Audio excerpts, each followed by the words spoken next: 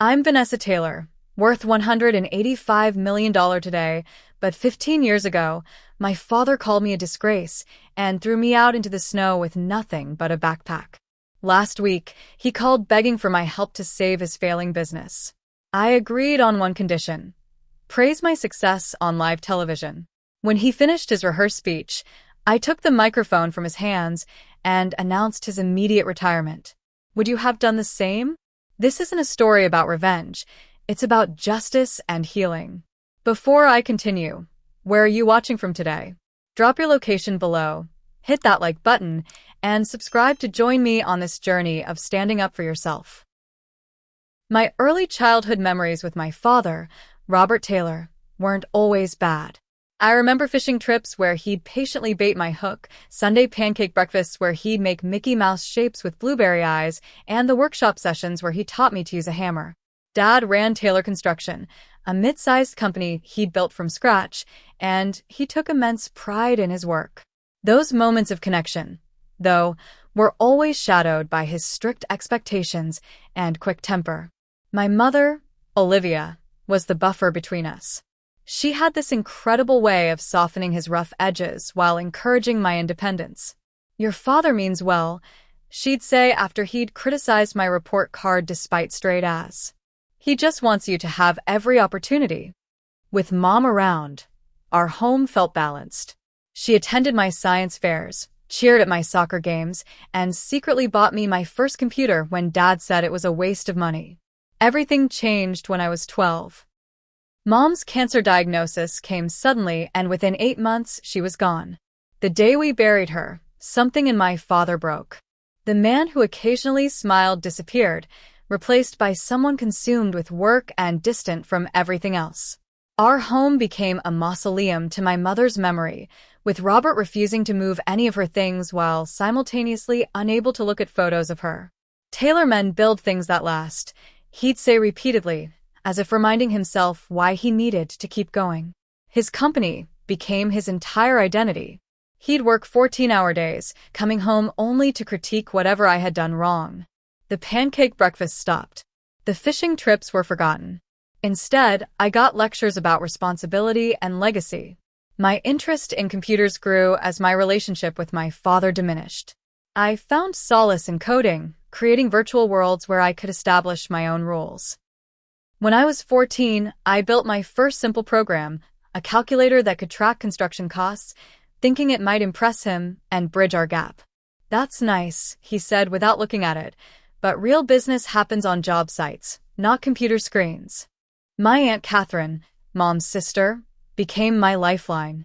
Living an hour away, she couldn't be there daily, but she called regularly and visited whenever possible.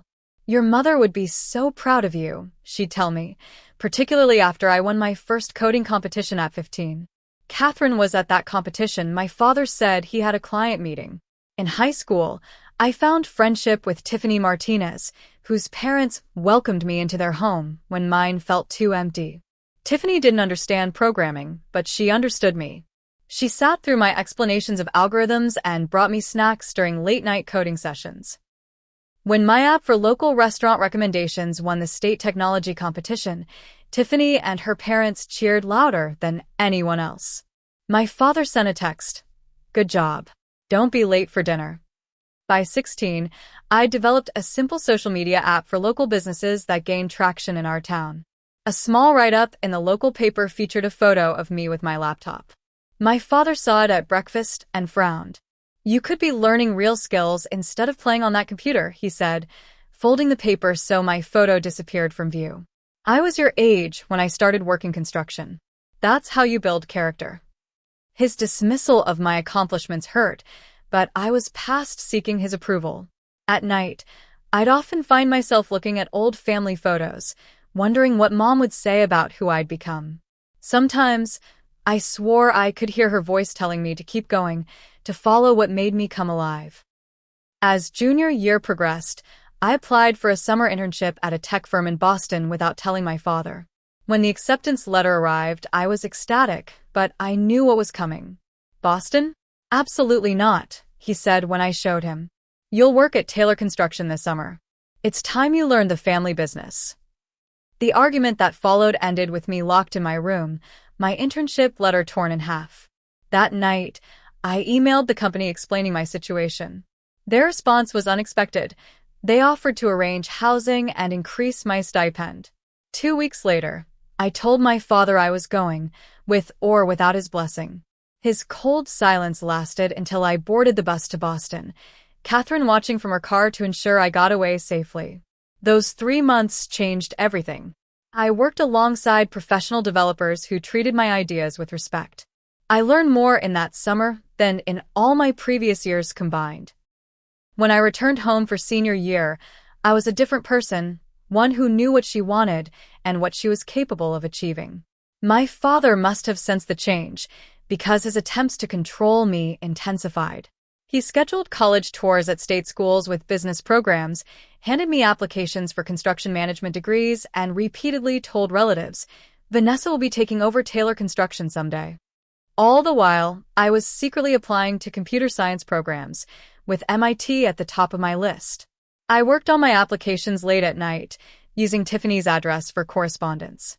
Catherine helped me gather the financial documents I needed, and my teachers wrote glowing recommendations.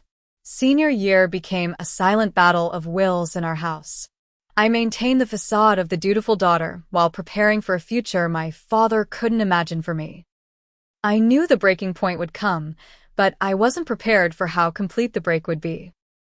The MIT acceptance letter arrived on a Thursday in February, hidden in a stack of mail I collected before my father returned from work. My hands trembled as I opened it, alone in my bedroom.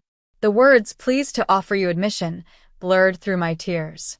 Even better, they were offering a substantial scholarship, though I'd still need loans and jobs to make it work. I sat on my bed for hours, the letter clutched in my hands, trying to decide how to tell my father. Part of me hoped that the prestige of MIT might finally make him proud. The naive part of me imagined him saying, "I always knew you were special, Vanessa." That evening, a thick envelope from State University's business school also arrived, addressed to me, but clearly orchestrated by my father. He came home carrying Chinese takeout, a rare gesture that might have seemed celebratory if not for the State University brochure he placed beside my plate. "I pulled some strings," he said between bites of sweet and sour chicken. "The dean's an old client. You'll start in the fall, and you can work part-time at the office. In 4 years, you'll be ready for real responsibility at Taylor Construction." The MIT letter felt heavy in my pocket. I pushed rice around my plate, stomach nodding. "Dad, I need to tell you something." He continued, as if I hadn't spoken. "I've already set up a meeting next week for you to tour the business school. Wear something professional. First impressions matter." "Dad," I said louder, "I've made my decision about college." He put down his fork, eyes narrowing. "What do you mean, you've made your decision?" "We decided together. State University, business degree, Taylor Construction." "No," I said, my voice surprisingly steady. "You decided. I've applied elsewhere." The silence that followed was deafening. I pulled out the MIT letter and placed it on the table. He didn't touch it, didn't even look at it. "I got a scholarship," I continued, words tumbling out faster. "It's MIT, Dad. One of the best schools in the world for computer science. This is an incredible opportunity." "Computer science?" His voice was dangerously quiet. "You're still playing with that nonsense?" "It's not nonsense. It's what I'm good at. It's what I love." I took a deep breath. Mom would have wanted me to follow my dreams. His face darkened. "Don't you dare tell me what your mother would have wanted. She would have wanted you to be practical, to think about your future." "That's exactly what I'm doing," I insisted. "The tech industry is the future. I can build something important there." "The future is in what you can touch." He slammed his hand on the table. "Concrete. Steel. Buildings that stand for generations. Not video games and social media garbage." "That's not what I do, and you'd know that if you ever bothered to look at my work." My voice rose to match his. "I've won competitions. I've had articles written about me. I interned at TechSphere last summer, and they've already offered me a position after college." His eyes widened. "What internship?" You worked at Taylor Construction last summer. The slip made my stomach drop. No, Dad. I went to Boston. I told you I was going. His face flushed deep red. You lied to me? You went behind my back. I tried to tell you. You wouldn't listen. I was standing now, years of frustration bubbling over. You never listen. Not about computers, not about college, not about anything. He stood too, towering over me. I have given you everything. A roof over your head, food, clothes. I worked myself to the bone after your mother died to provide for you, and this is how you repay me? With lies and disrespect. Providing things isn't the same as being a father, I shot back. When's the last time you asked me about my day? Came to any of my events? Noticed anything I've accomplished? You ungrateful little... He stopped himself, breathing hard. This discussion is over. You're going to State University. End of story. Something in me snapped. All the years of seeking approval, of silencing myself, of tiptoeing around his grief and anger, crystallized into a single moment of clarity. I was done. No, I said quietly. I'm going to MIT. I've already accepted. His face went completely still. If you walk out that door, you're no longer my daughter. Dad, please don't do this. I'm just trying to build my own life. Your life? He roared. Your life belongs with this family, with the business I built for you. I flinched, but stood my ground. Mom left me a letter, I said, pulling out the worn envelope I'd found hidden in her jewelry box after her death. She told me to follow my heart, even when it's hard. She believed in me. Give me that. He lunged for the letter, but I stepped back. No. It's mine. She wanted me to have it. You're a disgrace to this family, he bellowed, knocking over his chair. After everything I've done for you, this is how you repay me? By throwing away your future on computer games. I'm not throwing away anything, I said, backing toward my room. I'm choosing my path, just like you chose yours. What happened next blurs in my memory. He followed me as I packed a backpack with essentials. His words became a torrent of disappointment and rage. When I headed for the front door, his final verdict came. If you leave, don't come back. You'll get nothing from me. No money, no support, nothing. I paused at the door, winter air seeping through as I opened it. I don't want your money. I just wanted you to be proud of me. His response was to physically push me onto the porch, tossing my backpack after me. The door slammed shut, and I heard the lock click into place. Standing in 8 inches of February snow, the temperature hovering around 20 degrees, reality hit me. I had nowhere to go. My breath formed clouds in the freezing air as tears froze on my cheeks. I tried knocking, thinking he might cool down, but there was no response. I trudged through the snow to my ancient Honda Civic, a 16th birthday present from Catherine. The car barely started in the cold, and I sat shivering, watching my childhood home, hoping the porch light might click on, the door might open. It didn't. I drove to Tiffany's house first, but learned her family was out of town for a long weekend. With few options and dwindling gas, I parked behind the public library where I wouldn't be disturbed and spent the night reclined in the driver's seat, wrapped in the emergency blanket from my trunk. The next morning, stiff and disoriented, I called Catherine. Her immediate response: I'm coming to get you. Where are you? 3 hours later, her Subaru pulled up beside my car, and she engulfed me in a hug that smelled of vanilla and home. He locked me out. I sobbed into her shoulder. He said I'm not his daughter anymore. Then he's a fool, she said firmly. You'll stay with me until you figure things out. When we returned to my house to collect more of my belongings, we found a lock's changed. My phone calls went straight to voicemail. When Catherine called, Robert answered only to say, she made her choice. She's dead to me now. Later, we learned he'd told family members I'd run away, ungrateful and rebellious. Some believed him.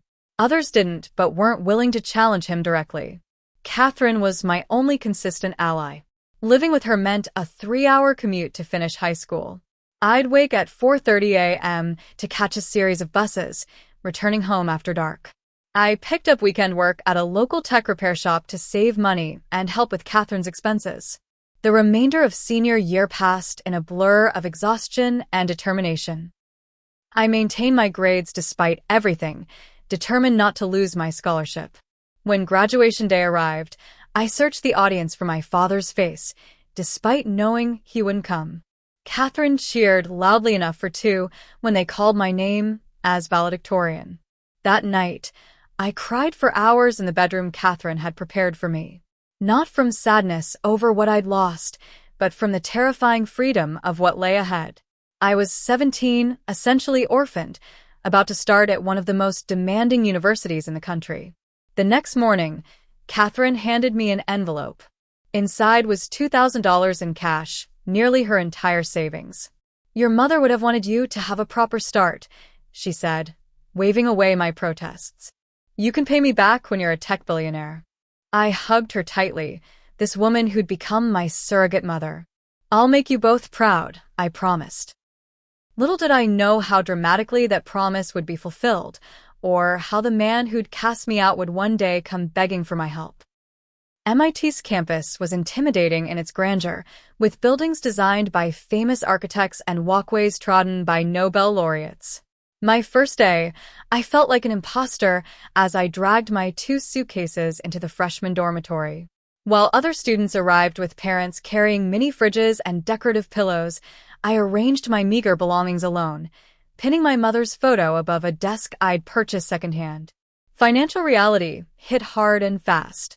Even with my scholarship covering tuition, Boston's cost of living was astronomical.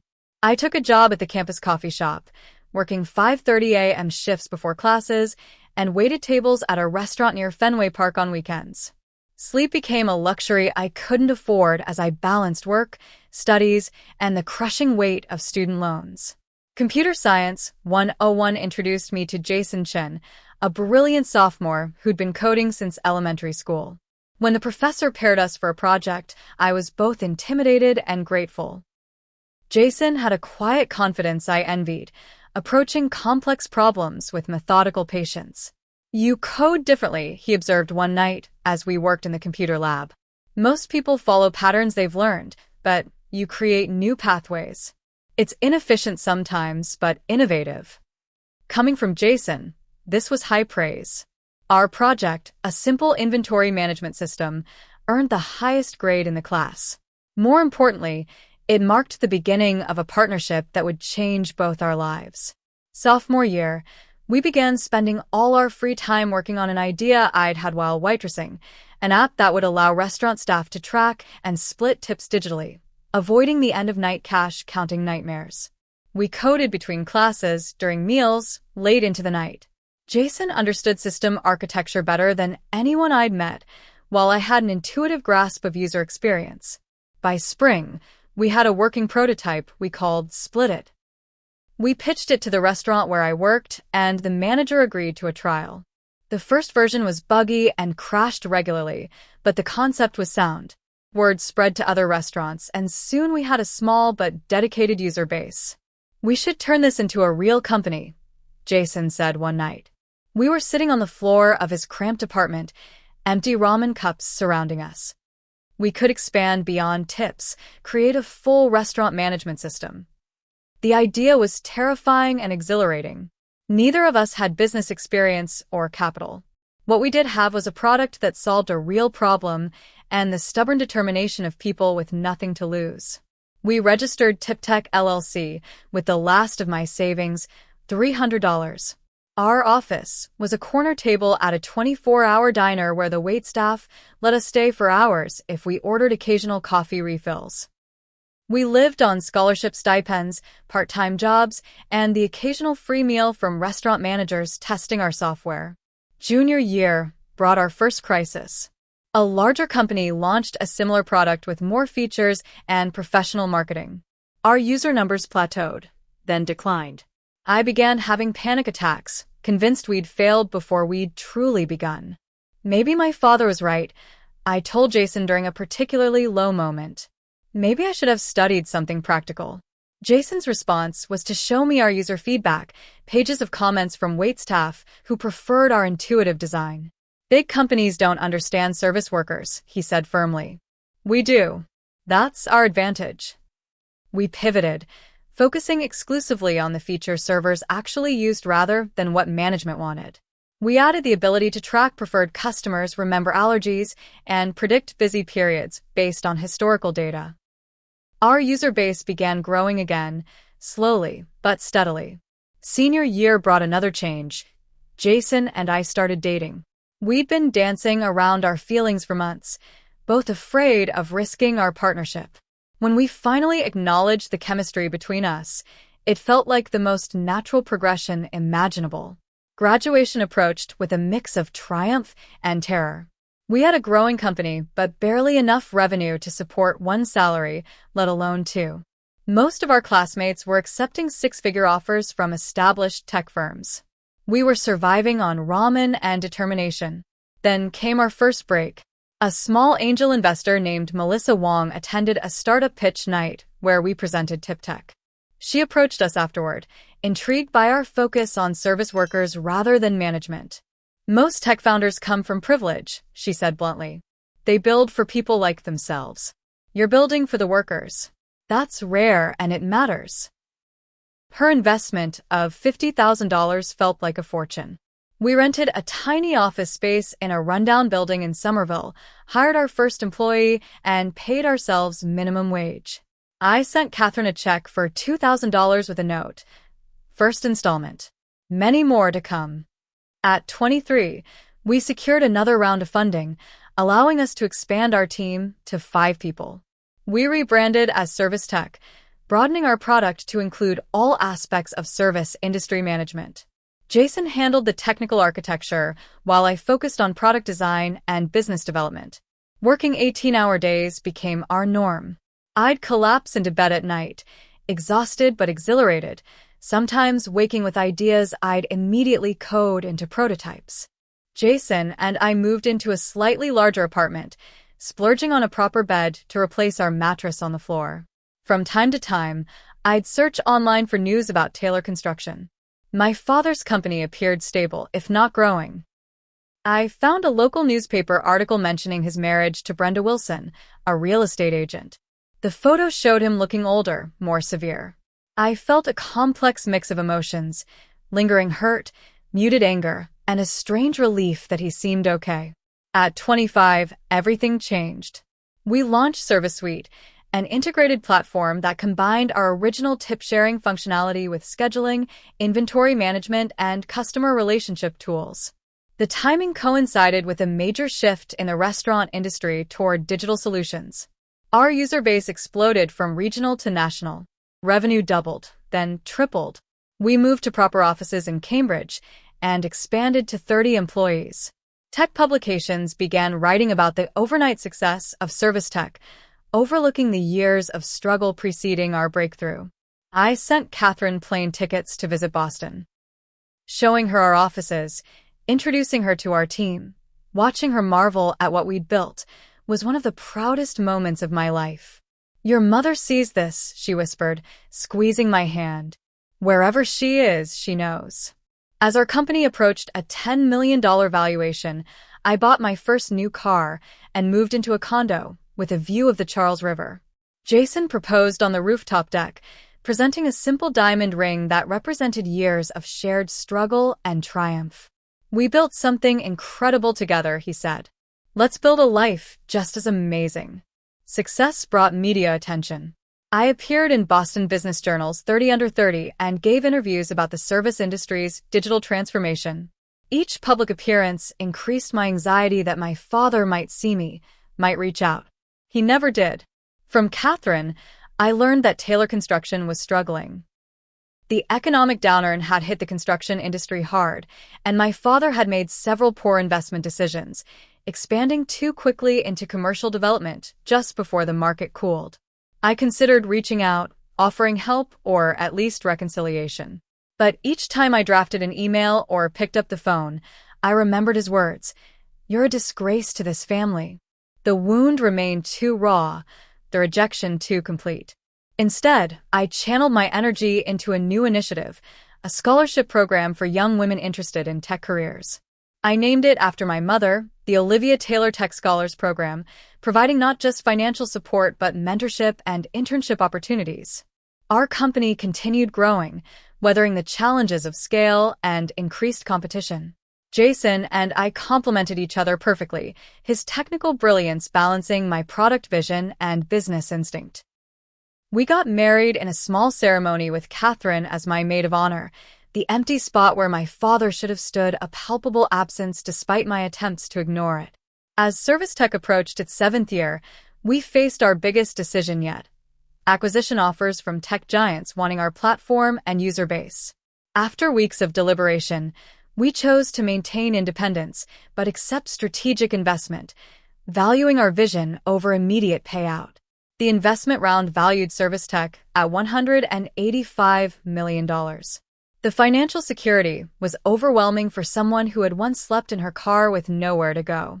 I bought a house in the suburbs, established a generous trust for Catherine's retirement, and created a foundation supporting tech education in underserved communities. Success brought everything I'd worked for, yet a hollow space remained where family should have been. I started therapy, working through abandonment issues and learning to separate my self-worth from my father's rejection. The journey wasn't linear. Some days I felt completely healed. Others I'd catch myself seeking approval from mentors and investors in ways that echoed my relationship with my father. Through it all, one truth remained constant. I had built something valuable, something that mattered, something entirely mine. The girl thrown out in the snow had not just survived but thrived. I had no idea that the man who'd cast me out would soon come crashing back into my life, his own empire crumbling while mine soared. The day Forbes magazine arrived with my face on the cover was surreal. The service industry revolutionaries, how Vanessa Taylor and Jason Chin built a $185 million empire from a tip-splitting app, read the headline. I stood in our kitchen, staring at the glossy image of myself in a blazer, arms crossed confidently, the Boston skyline behind me. Should we frame it, or would that be too narcissistic? Jason asked, wrapping his arms around my waist and resting his chin on my shoulder. Definitely narcissistic. I laughed, but we framed it anyway, hanging it in our home office alongside other milestones. Our first pitch deck, the original napkin where we'd sketched Splitit's interface, our MIT diplomas. The Forbes feature opened floodgates of attention. Invitations to speak at conferences filled my inbox. Other publications wanted profiles. Business schools requested guest lectures. Our PR team, now a necessity rather than a luxury, carefully managed my public appearances while Jason focused on our upcoming product launch. Service Tech had grown to over 200 employees across offices in Boston, San Francisco, and Chicago. Our software now powered operations for more than 10,000 service businesses nationwide, from small coffee shops to major hotel chains. The scared girl who'd once waited tables to pay for textbooks now led quarterly earnings calls with investors. Entrepreneur of the Year came next, awarded by the National Business Association at a gala in New York. Standing at the podium in a designer dress that cost more than my entire first-year MIT expenses, I thanked our team, our early investors, and most importantly, the service workers who'd shaped our product with their feedback. Innovation happens at the intersection of understanding and need, I said to the audience of business leaders. We succeeded because we listened to people who are rarely heard in the tech world. What I didn't mention was the driving force behind my determination, proving my father wrong. Each milestone felt like a silent rebuttal to his dismissal. Each achievement whispered, "See what playing with computers can do?" The contrast between my life and what I knew of my father's became increasingly stark. Through occasional updates from Catherine, who still lived in our hometown, I learned that Taylor Construction had laid off half its workforce. The company that had once built shopping centers and office complexes was now taking smaller residential jobs just to maintain cash flow. "Robert's too proud to admit he's in trouble," Catherine told me during our monthly call. "But everyone in town knows. He's selling equipment, downsizing the office. Brenda's carrying them with her real estate commissions."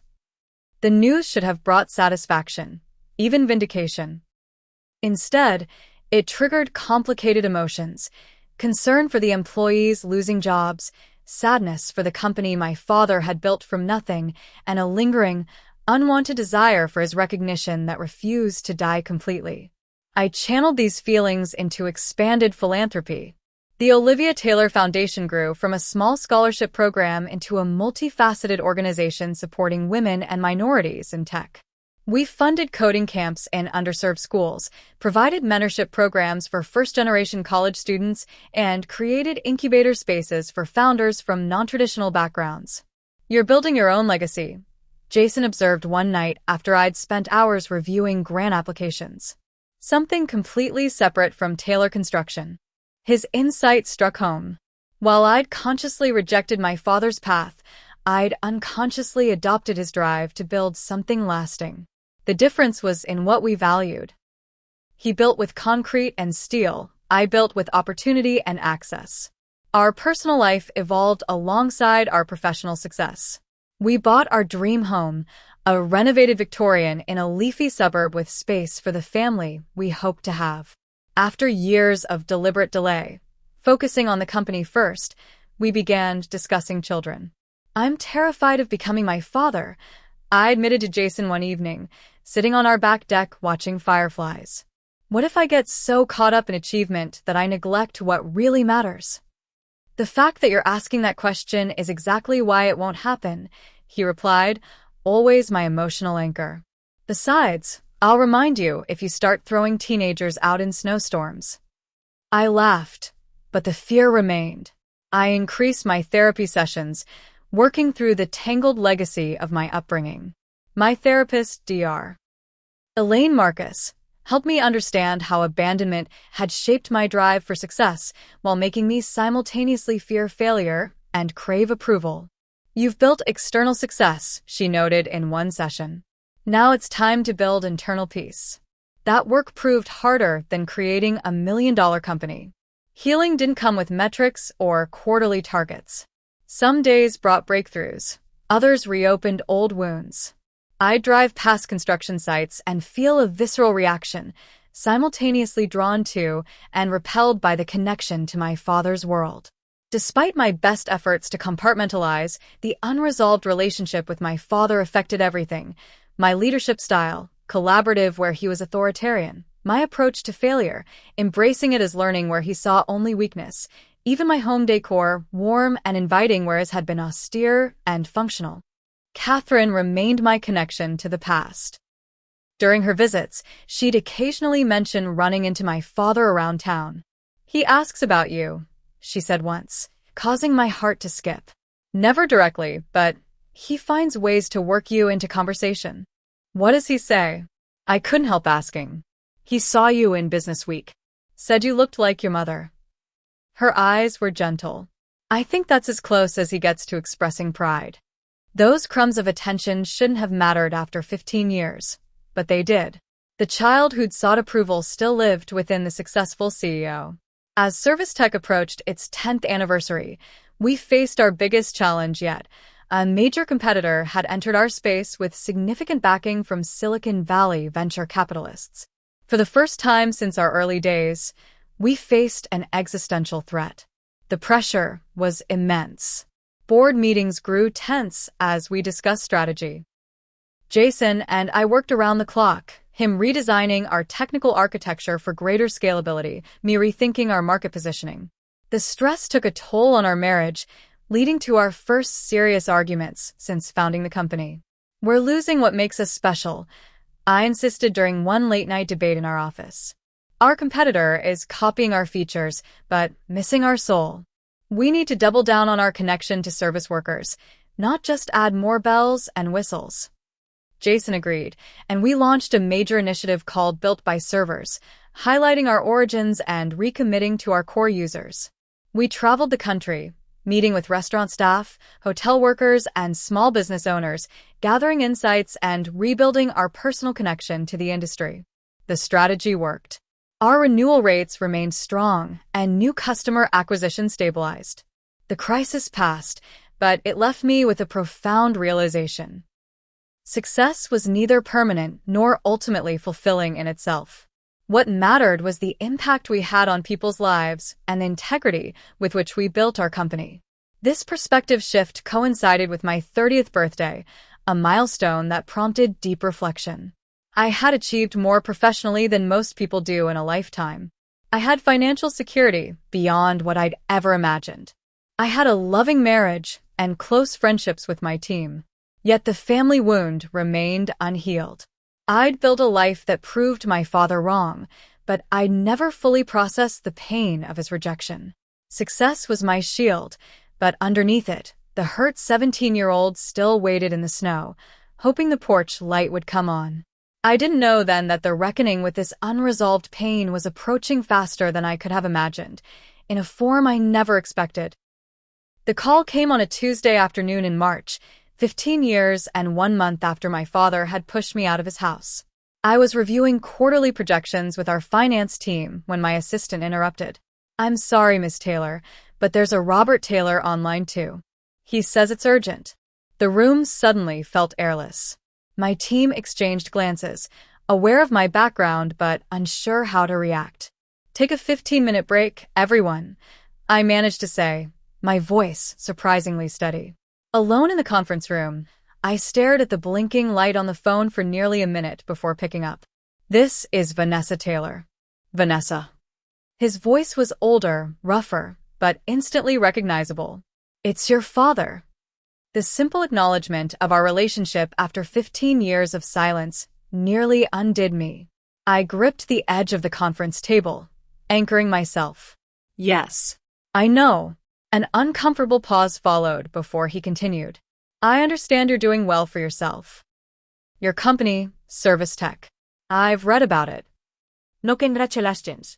No expression of pride, just acknowledgement of facts readily available through Google. I waited, unwilling to make this easy for him. "I'll get straight to the point," he continued, his voice taking on the business-like tone I remembered from childhood. "Taylor Construction is in trouble. The market's been rough, and we've had some setbacks. I need capital to tide us over until some big projects come through." My laugh was involuntary and bitter. 15 years of silence, and you're calling for money? "This isn't just about me," he countered, a defensive edge creeping into his voice. "We employ 35 people. Families depend on Taylor Construction. Your mother and I built this company to last generations." The mention of my mother sent a surge of anger through me. "Don't you dare use Mom to manipulate me. You threw me out. You said I was dead to you." "People say things in anger," he replied, not quite an apology. "We're still family. Family helps family in times of need." "Family?" I repeated, my voice rising. "You changed the locks. You told relatives I ran away. You missed my graduation, my wedding, every milestone of my adult life. Now you want to claim family ties because you need money." His sigh carried through the phone line. "I know we have issues to resolve, but this is bigger than our disagreement. This is about the Taylor legacy." "Our disagreement?" I nearly shouted. "You disowned me for choosing my own path. That's not a disagreement. That's abandonment." "Look," his voice hardened, "I'm not calling to rehash the past. I need $2 million to cover immediate debts and keep operations running. It's nothing to someone in your position. You can consider it a loan or an investment, whatever makes your accountants happy." The cold, transactional nature of his request stunned me. No reconciliation, no recognition of what he'd done, just the expectation that I would hand over millions because of a biological connection he'd previously severed. "I need to think about this," I said finally. "I'll call you back." "Don't take too long," he replied. "We're talking days, not weeks." I hung up without saying goodbye. Within seconds, my hands began shaking, delayed shock setting in. Jason found me there 10 minutes later, still staring at the phone. That evening, we sat in our living room as I recounted the conversation, Jason listening with growing disbelief. "The audacity is almost impressive," he said when I finished. 15 years of nothing, then hey, spare $2 million? What should I do?" I asked, genuinely uncertain. Part of me wants to tell him to go to hell. Part of me worries about those employees. And another part. I hesitated. Another part still wants his approval, as pathetic as that sounds. Jason took my hands. It's not pathetic. He's your father, despite everything. But Vanessa, his approval shouldn't come at the cost of $2 million. The next day, I called Catherine to get her perspective. He's worse off than he's letting on, she confirmed. The business is essentially bankrupt. He's mortgaged everything, including the house. Brenda left him 6 months ago when he remortgaged her property to fund a project that failed. Why didn't you tell me? I asked, hurt that she'd kept this from me. It wasn't my place, she replied gently. And honestly, I wasn't sure you'd want to know. I wrestled with the decision for days, discussing it with Jason, with Catherine, with Dr. Marcus in an emergency therapy session. The professional consensus was clear.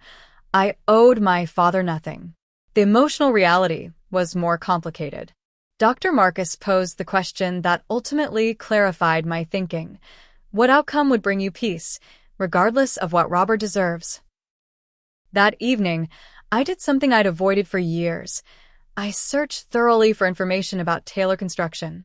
What I found was troubling.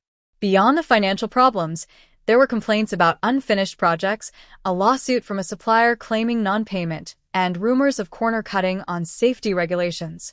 I also discovered something that made my blood boil. In local business profiles, my father had subtly rewritten history. He'd implied that he'd supported my education, even claiming he'd helped fund my first company. My daughter has done well in technology. One article quoted him saying, "The Taylor drive for excellence runs in the family." The hypocrisy was staggering. He'd not only rejected me, but was now trying to take credit for my success. Further research revealed he was scheduled to appear on Business America, a regional TV program highlighting local companies, the following week. The show's producer, an old friend of my father's, was giving him a platform to attract investors despite the company's precarious position. That night, I made my decision. I would help, but on my terms, with complete transparency about our history and the current state of Taylor Construction. No more lies, no more manipulation, no more allowing him to control the narrative. I called him back 3 days after his initial contact. "I've decided to help," I said without preamble. "Thank God," he exhaled. "I knew you'd do the right thing. I can have my lawyer draw up loan documents." "I have conditions," I interrupted. "Non-negotiable ones." His pause spoke volumes. "What conditions?" "First, I need complete access to Taylor Construction's books. Everything, down to the last receipt. I won't invest in a black hole." "That's sensitive information," he protested. "Second," I continued as if he hadn't spoken, "you will acknowledge publicly that you disowned me at 17, that you provided zero support for my education or my company, and that every dollar I'm investing comes despite your actions, not because of them." "That's ridiculous," he sputtered. "Family matters should remain private." "Third," I pressed on, "any investment will come with management changes. I'll bring in a team to evaluate operations and implement necessary reforms." "You want to take over my company?" His voice rose. "After a few years playing with computers, you think you can run a construction business?" "I've built a $185 million company from nothing," I replied coldly. "Taylor Construction is worth less than $2 million, and that's being generous based on what I've found. So yes, I think my team and I can handle it." The silence stretched between us. Finally, he spoke, his voice tight with suppressed anger. "What's the public acknowledgement you want?" "A press release. You're appearing on Business America next week. I'll be there too. You'll tell the truth on camera." Another long pause. "And if I refuse?" "Then Taylor Construction files for bankruptcy, and you can explain to those 35 families why your pride was worth more than their jobs." 3 days later, I received an email from the Business America producer, Michael Collins, confirming my appearance alongside my father. Whether Robert had told him about our estrangement wasn't clear, but the stage was set. I spent the intervening days in intense preparation. Our legal team conducted a thorough investigation of Taylor Construction's finances, confirming my suspicions about its precarious state. Our HR department began discreetly identifying which employees might transition to roles within Service Tech's facilities management division. Jason worked with me on what to say during the broadcast, helping me find the balance between truth and vindictiveness. The night before the show, I barely slept. Years of therapy had prepared me for many things, but not for facing the man who had shattered my sense of belonging and safety. As dawn broke, I stood at our bedroom window, watching the sun rise over Boston. "Are you sure about this?" Jason asked, joining me with coffee. "No," I admitted, "but I'm sure I need to do it anyway." I chose my outfit carefully, a tailored navy suit projecting authority without ostentation, subtle makeup, my mother's small sapphire earrings. I wanted to look successful but not showy, confident but not arrogant. The impression I sought wasn't about wealth but capability. As our car approached the television studio, the reality of what I was about to do hit me fully. I was going to confront my father on live television, potentially ending his career while saving his company. The contradictions matched the conflicted emotions swirling within me: anger and compassion, vindication and regret, power and vulnerability. "Whatever happens in there," Jason said, squeezing my hand as we pulled up to the studio, "I'm proud of you." I took a deep breath, straightened my shoulders, and stepped out into the bright spring morning, ready to rewrite the final chapter of the Taylor family story. The television studio was smaller than I'd imagined, a converted warehouse with bright lights, multiple cameras, and a set designed to look like an executive office. Assistants bustled around, adjusting microphones and checking lighting levels. The air smelled of coffee and electrical equipment, hot under the studio lights. I spotted him immediately. Robert Taylor stood near the makeup area, looking both smaller and older than I remembered. His once dark hair had turned steel gray, and deep lines etched his face. He wore his standard business serious attire, charcoal suit, blue tie, the gold watch that had been his father's. Our eyes met across the room, and for a moment, neither of us moved. Michael Collins, the show's host, approached with an extended hand, breaking the tension. "Ms. Taylor, wonderful to have Service Tech represented. I didn't realize you and Robert were coordinating appearances." "It was a last-minute arrangement," I replied, shaking his hand firmly. "Even better," Collins smiled broadly. "Spontaneity makes for great television. We'll start with Robert discussing Taylor Construction's history and future plans, then bring you in for the tech perspective on modern business. Sound good?" I nodded, watching my father approach cautiously, like someone nearing an unpredictable animal. "Vanessa," he said stiffly, extending his hand as if we were business acquaintances. I took it briefly, feeling calluses that hadn't softened despite years of management rather than physical labor. "Robert," I replied, using his first name deliberately. An uncomfortable silence followed before a production assistant rescued us. 10 minutes to air. If you'll both follow me for final makeup and microphone checks. The next few minutes passed in a blur of technical preparations. I was seated in a waiting area offstage while my father took his position in one of 2 leather chairs arranged for the interview. From a monitor, I watched as the show began, Collins introducing the program with practiced enthusiasm. "Today on Business America, we're speaking with local business leaders about resilience and adaptation in changing markets. First up, a true cornerstone of our community's development. For over 30 years, Taylor Construction has been building our city's skyline. Please welcome the founder and CEO, Robert Taylor." The camera panned to my father, who smiled with a confidence that belied his company's desperate situation. They exchanged pleasantries before Collins launched into his questions. "Taylor Construction has been a family business from the start. Tell us about that legacy." My father sat straighter, entering familiar territory. "Family is everything in our business. My father was a carpenter, taught me the trade from the time I could hold a hammer. I built Taylor Construction to last generations, to create something my children and grandchildren could be proud of." The hypocrisy made my stomach clench. The man who'd thrown his only child out in the snow was lecturing about family legacy on regional television. "Speaking of family," Collins continued, I understand your daughter has made quite a name for herself in the tech industry. Service tech is one of Boston's fastest-growing companies. My father's smile tightened almost imperceptibly. Yes, Vanessa has done very well. The Taylor determination shows in her success. In fact, Collins looked toward the wings where I waited. We have Vanessa Taylor joining us today. Let's bring her in. My cue. I stood, straightened my jacket, and walked onto the set with measured steps. The lights were disorienting, the camera's presence making this confrontation even more surreal. I shook Collins' hand again before taking the second chair, angled so I partly faced my father. Vanessa Taylor, welcome to Business America, Collins began. Service tech has revolutionized management systems for the service industry.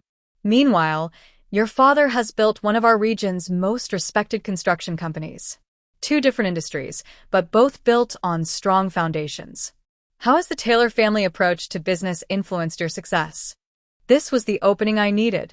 I smiled, not at Collins, but directly at my father. That's an interesting question, Michael.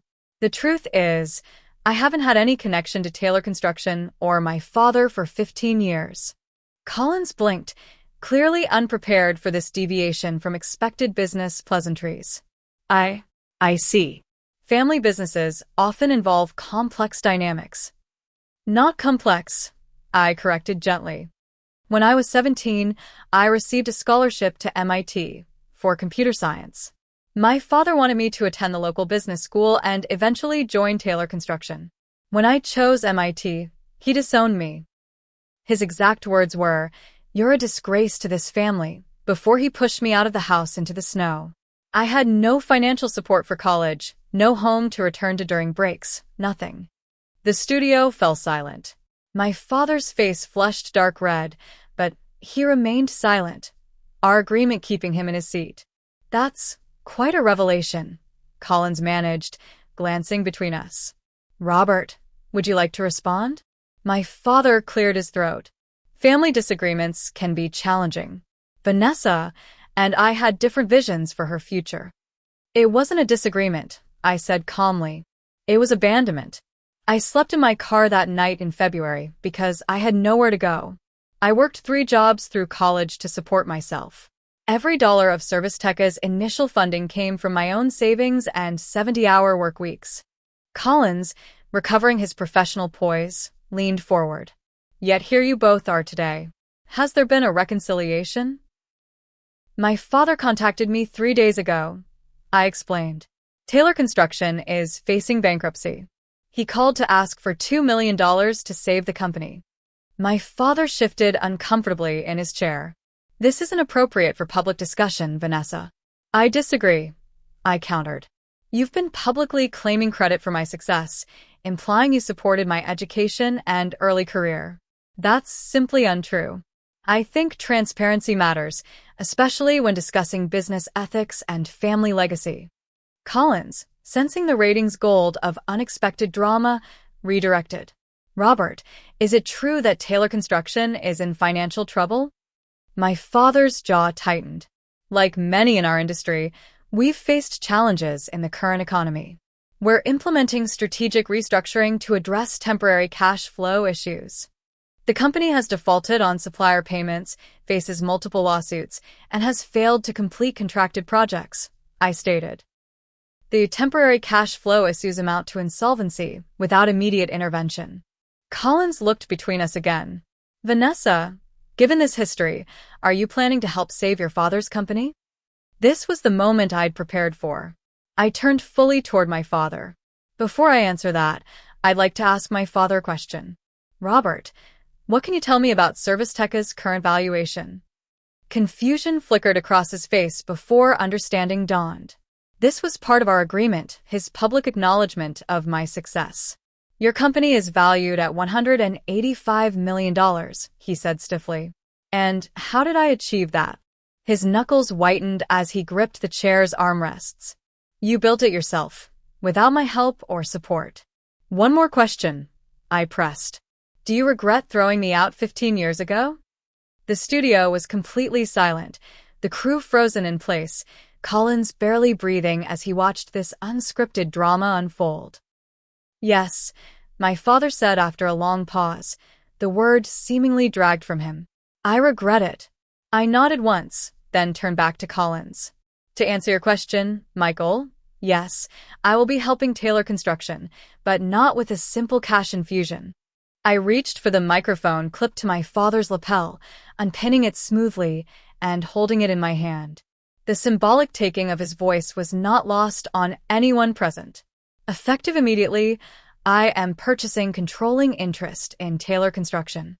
We will be restructuring the company to integrate with Service Tech's Facilities Management Division. All current employees will be evaluated for continued roles under new management. My father started to speak, but I continued, my voice steady. Robert Taylor will be retiring from active management.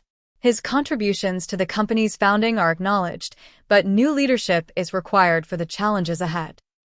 The producer made a slashing motion across his throat, clearly wanting to cut to commercial, but Collins held up a hand, transfixed by the unfolding scene. This isn't about revenge, I continued, looking directly into the camera. It's about responsibility. The employees of Taylor Construction deserve job security. The clients deserve completed projects. The community deserves a company that operates with transparency and integrity. I turned to my father, whose face had gone from red to ashen.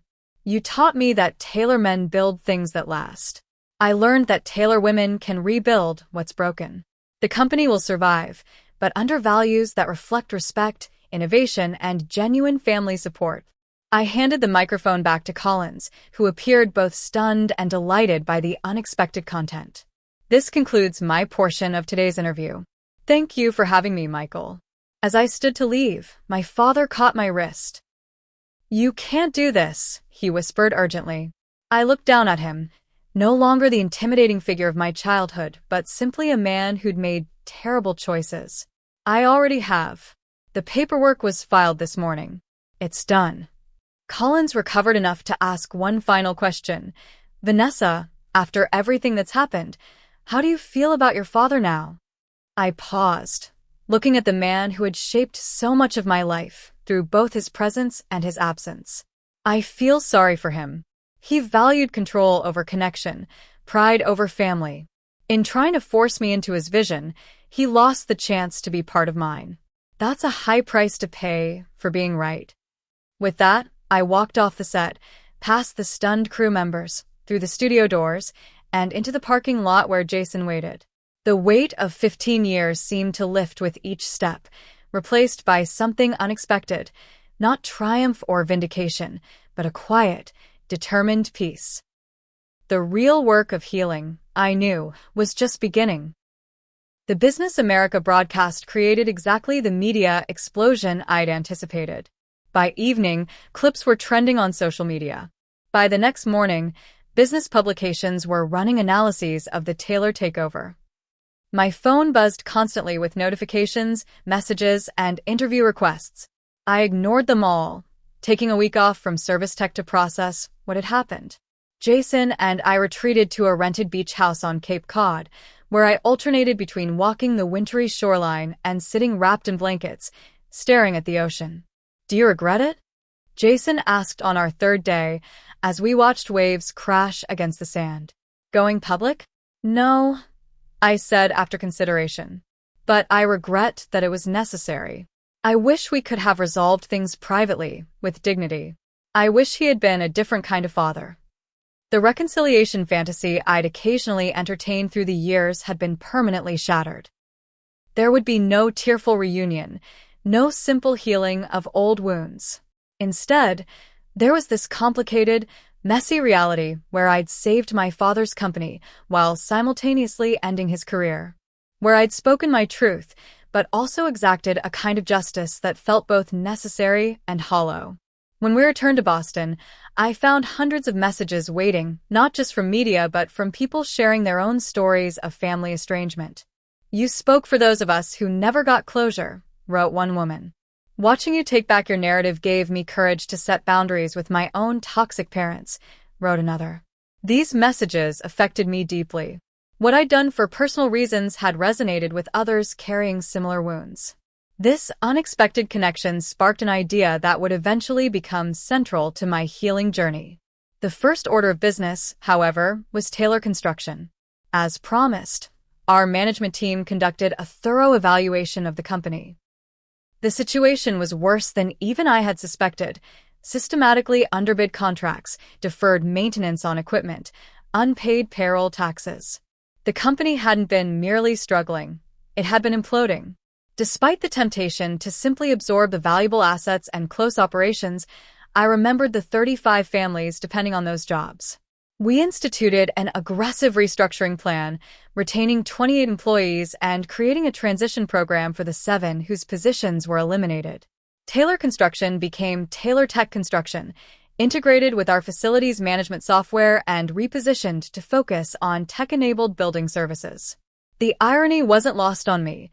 The company that had considered computers a waste of time was now being saved by technology. 2 weeks after the broadcast, I received a text message from an unknown number. "We need to talk. Your office or mine? Robert." The presumption that he still had an office irritated me, but I agreed to meet. Not at either of our offices, but on neutral ground, a coffee shop halfway between our homes. He arrived precisely on time, dressed in the same formal business attire he always wore, though without a company to run. I'd chosen casual clothes deliberately, jeans and a sweater, removing the power dynamics of our last encounter. "You've made your point," were his first words as he sat across from me. "You've humiliated me on television and taken my company. What more do you want?" "I didn't take your company," I corrected. "I saved it from the bankruptcy you created. 28 people still have jobs because of my intervention." His jaw tightened. "So, I'm supposed to thank you for my public execution?" "No," I said quietly, "but an actual apology might be a start. Not the forced one on television, but a genuine acknowledgement of what you did 15 years ago." He stared at his untouched coffee. "What good would that do now?" "It won't change anything. It would tell me whether there's any point in us having a relationship going forward," I replied. "Because right now, I'm not seeing one." Something in my tone must have reached him, because his defensive posture faltered. "I don't know how to do this, Vanessa. I don't know how to admit I was wrong." "Try," I suggested simply. He took a deep breath. "I was harsh with you. Too controlling. You threw me out in the snow and told me I was dead to you." I corrected. "You changed the locks and told family I'd run away. You abandoned your 17-year-old daughter for choosing MIT over local college." His face flushed with a familiar anger, but then, surprisingly, it drained away, leaving him looking suddenly old and tired. "Yes," he admitted. "I did those things. I was wrong. I've been wrong for 15 years. The simple admission, so long awaited, hit me with unexpected force. Tears welled in my eyes despite my determination to remain composed. "Why?" "Was your vision for my life really worth losing me completely?" "It wasn't about your life," he said quietly. "It was about mine. About control. After your mother died, everything felt chaotic. The only thing I could manage was work and you. When you chose your own path, it felt like losing the last thing I could control." The insight surprised me, both in its self-awareness and its fundamental selfishness. "I was a child who'd lost her mother," I said. "I needed support, not control." "I know that now," he nodded. "Too late, obviously." We sat in silence for several minutes, the weight of 15 years of separation heavy between us. Finally, I spoke. "Where do we go from here?" "That depends," he replied. "Is this conversation about closure before you remove me from your life completely, or are you considering some kind of relationship?" It was the question I'd been asking myself since the broadcast. "I don't know," I answered honestly. "I'm not sure what a healthy relationship with you would even look like. We've never had one." "No," he agreed, "we haven't." I considered my next words carefully. If we were to try, it would need to be on completely new terms, with professional help, clear boundaries, and realistic expectations. He looked surprised. "You'd consider family therapy? After everything?" "Not for your sake," I clarified. For mine. Because carrying this anger isn't serving me anymore. He nodded slowly. I'd agree to those terms. We parted with no hugs, no emotional declarations, just a tentative agreement to begin the difficult work of addressing 15 years of hurt. It wasn't forgiveness, not yet, but it was a first step toward something new. The following months brought significant changes both professionally and personally. Taylor Tech Construction stabilized under new management. Service Tech continued expanding, with Jason leading a major international initiative while I focused on our domestic operations. Most significantly, I channeled my unexpected connection with other estranged adults into creating the Reconnection Foundation, an organization providing resources for family reconciliation when appropriate, and support for establishing healthy boundaries when reconciliation wasn't possible. Family therapy with my father began awkwardly, with both of us resistant in different ways. Dr. Sophia Reynolds, our therapist, didn't push for immediate breakthroughs, instead helping us establish basic communication protocols and understand our entrenched patterns. You both approach conflict like competitors, she observed in our third session. Every disagreement becomes a battle to win rather than a problem to solve together. Recognizing these patterns was painful, but illuminating. I saw how my drive for achievement mirrored my father's, how my need for control in my company echoed his approach to family. The differences between us were significant, but the similarities were undeniable. 6 months after the broadcast, we attempted our first family dinner. My father brought his estranged wife Brenda, with whom he'd begun his own reconciliation process. Jason joined me, his steady presence a reassuring anchor. The conversation was stilted, the silences frequent, but we managed basic civility. Your company seems to be doing well, my father commented as we picked at dessert. Both companies are, I corrected gently. Taylor Tech landed the Wilson development contract last week. He nodded, clearly still uncomfortable with the company's transformation, but making an effort. Your mother would have been proud of you, he said suddenly. Not just the success, but the person you've become despite my mistakes. The simple acknowledgement, freely given rather than extracted under duress, meant more than the most elaborate apology could have. The healing process wasn't linear. We had setbacks, including a major argument when he criticized my management decisions at Taylor Tech. Old patterns reasserted themselves under stress, with him retreating into authoritarian declarations and me into cold dismissal. But gradually, painfully, we established a new relationship. Not the close father-daughter bond I'd wished for as a child, but a respectful connection between two adults with shared history and separate futures. 1 year after the broadcast, the Reconnection Foundation hosted its first major conference. Therapists, researchers, and individuals with personal experience of family estrangement gathered to discuss healthy approaches to reconciliation. My father, to my surprise, asked to attend. During the closing session, he approached the microphone during the audience discussion period. I'm Robert Taylor, he said, his voice carrying through the conference hall. I'm the father Vanessa talked about on television. The one who threw her out. A murmur ran through the audience. I felt my chest tighten, unsure what was coming. For 15 years, I told myself I was right, he continued. That tough love would eventually bring her back to the path I'd chosen. I was wrong. My pride cost me 15 years with my incredible daughter. Don't make my mistake. The need to be right isn't worth the price of losing someone you love. His simple testimony, unplanned and unpolished, brought tears to my eyes and to many others in the audience. It wasn't a perfect healing moment from a movie script, but it was genuine, a public acknowledgement of truth from a man who'd spent decades avoiding it. As the conference concluded, I found myself reflecting on the journey that had brought me here. From the terrified 17-year-old in the snow to the successful entrepreneur taking control on live television to the woman now working to help others heal similar wounds.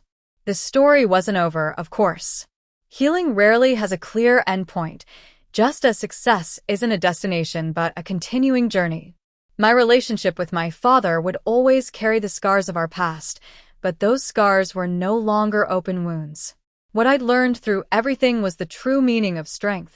It wasn't found in domination or control, in public victory or financial success.